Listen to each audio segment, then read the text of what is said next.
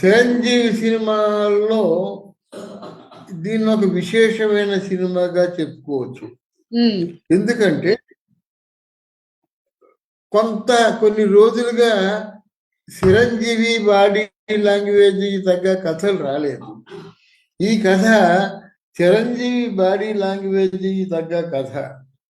మనశంకర వరప్రసాద్ అని ఫ్యామిలీ స్టోరీలో కొంత కామెడీ మిక్స్ చేసి యాక్షన్ పార్ట్ పెట్టి అచ్చు తెలుగు చిరంజీవి సినిమాలాగా వంటకం సాగించాడు అనిల్ రావుపూడి. సినిమా బాగుందనే టాక్ వచ్చింది, బాగా చేశారనే టాక్ వచ్చింది, అంతా బాగుంది. కానీ ఇక్కడ చిరంజీవి అభిమాని ఒకరు ఆ టికెట్ ని 1,35,000 రూపాయలకి మొదటి టికెట్ కొన్నారు.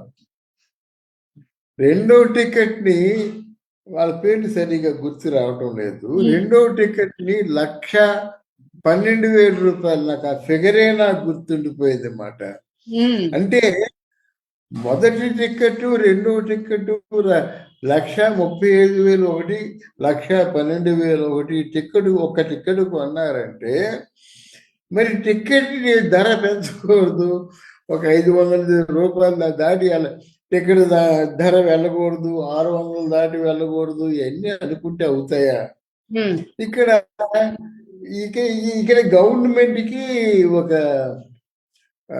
చొక్కెదురైందన్నమాట. గవర్నమెంట్ ఎంతవరకు ఏమన్నారు, తెలంగాణ గవర్నమెంట్ 600 అయినా సరే మేము ఇక్కడ టికెట్లు పెంచేదే లేదు అన్నారు.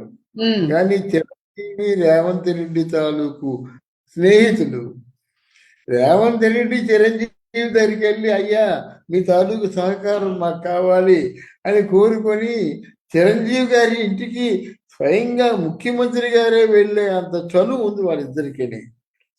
ఇప్పుడు మనశంకర వరప్రసాద్కి టికెట్ రేటు పెంచుతారా పెంచుతారా అది కావాలి. ఇంకా ఆంధ్రదేశంలో స్వయాన ఆ జనసేన పార్టీ వల్లే ప్రభుత్వం వచ్చిందనేటువంటి టాక్ ఉంది కదా. జనసేన పార్టీలో అధినేత ఎవరు? పవన్ కళ్యాణ్. పవన్ కళ్యాణ్ ఎవరు?